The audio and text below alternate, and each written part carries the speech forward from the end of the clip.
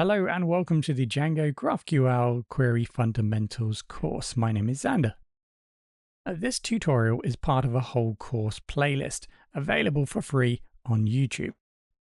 For deeper learning, the extended course is available for purchase at Udemy. Now you'll find all the resources and links in the video description. And don't forget to subscribe to the channel for weekly promotions, discounts, and Udemy course giveaways. In this tutorial, we're going to learn how to automate the setup and management of a Django project using Docker Compose, including the database, the app, and the admin user. So we want to use Docker Compose not to just run Django and PostgreSQL, but to also handle the first-time setup of the project, all in one place, automatically.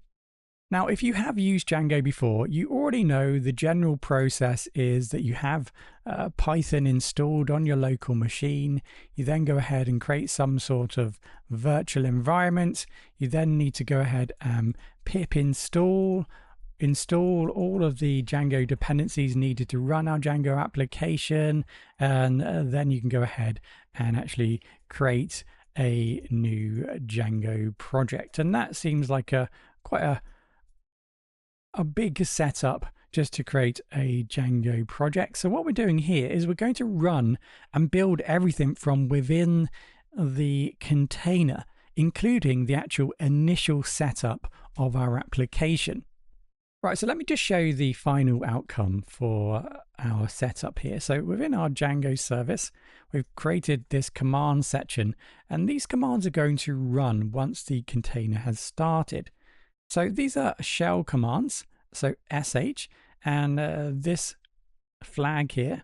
This tells the shell to essentially run this string here as a command. Now there's 3 steps here. The first step, we're going to check to see if the database already exists.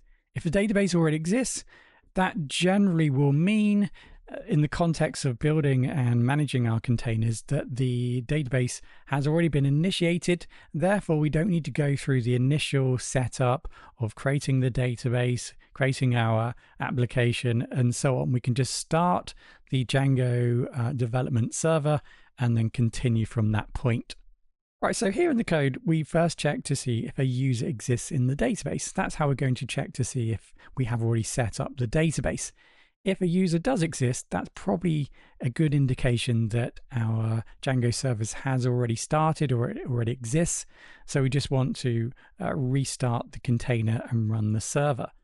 So there will be instances where we start the containers, we make some changes, and we want to restart the Django container for some particular reason. And this is going to just allow us to do that without going through the process of setting everything up once again. If the database hasn't been set up, we're going to run through a number of different steps. We're going to check if manage.py exists, else we can't perform any tasks. If not, we're then going to run our project setup.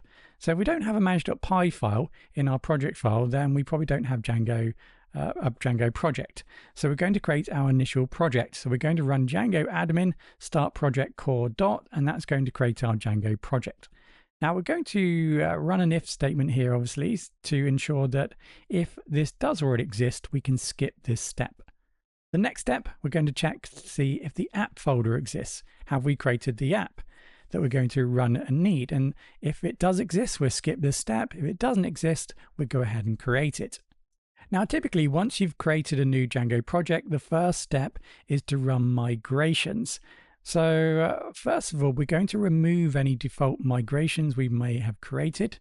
So this makes the assumption that there is only one migration in the migration folder, potentially, if we have already set this up. So that's the initial migration, 001 initial. So if that exists, we're going to delete it. And that's going to avoid any conflicts. Because remember, that's going to be stored locally. Well, you don't know that, but that's going to be stored locally. So we want to make sure that's deleted before we run the initial database setup. So that just makes sure that we can recycle the project container, the Django container, so that when we restart it, because maybe we've made some changes, everything starts from fresh. So every time we start the Django container, essentially what we're doing is we are starting a new database, unless it already exists, of course. Right, so we just make sure that's removed to avoid any conflicts, and then we run the initial database setup. So we run the manage.py migrate command.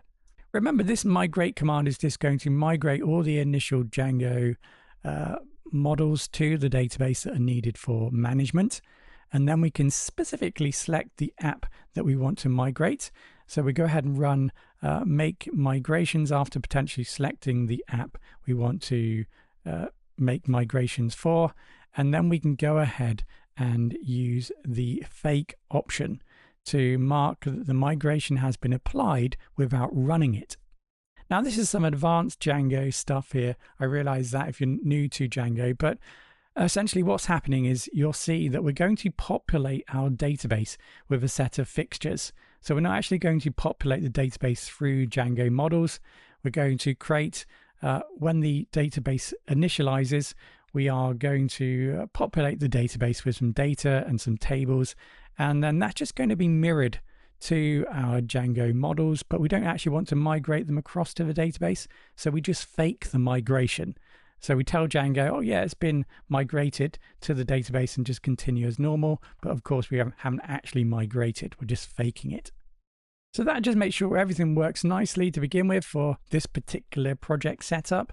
And then we go ahead and create a Django admin user if it doesn't already exist.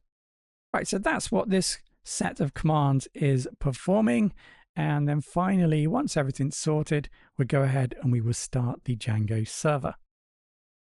Now, by all means, you can explore this code and ask questions, but ultimately what this is a way of automating the process of setting up our project so that when you download any of the module's source code, you can quickly and easily get started without having to perform any other commands. This will make it so that you can download, like I said, any of the module's source code. You download, you extract it, you open up in Visual Studio Code, and then you just simply run the docker compose command to start the code base. Everything will just start, and then you can continue and follow the tutorials in the module.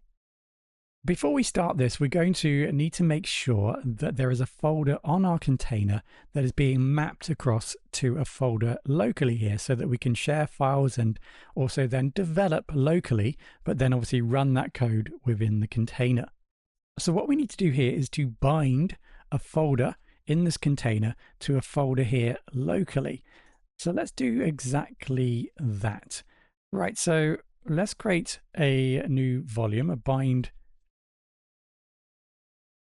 volume. So let's go for volumes and let's define our new volume. So we're going to map a folder called app locally here to the app folder that we know exists and is the working folder in our container. Right, so that means there needs to be a folder here. So let's create a folder called app. Let's create a folder called app. There we go. So that's going to then be populated.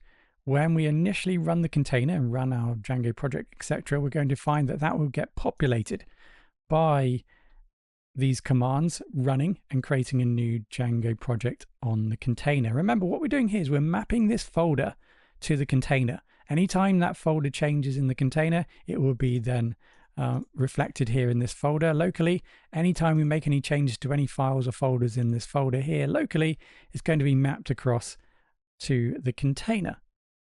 Right, so let's start fresh. I'm going to delete all of my containers, make sure the volumes are deleted, and I'm going to delete the Django project image just for now. The Postgres can stay as is because we're not touching that.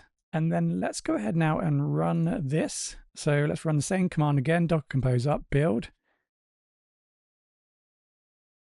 Right, so what you'll find now is if we navigate to the app folder, we have our Django application, we have our core, we have inventory. Now what we're probably going to need to do first manually is go into settings here and just make sure that we know about the inventory app.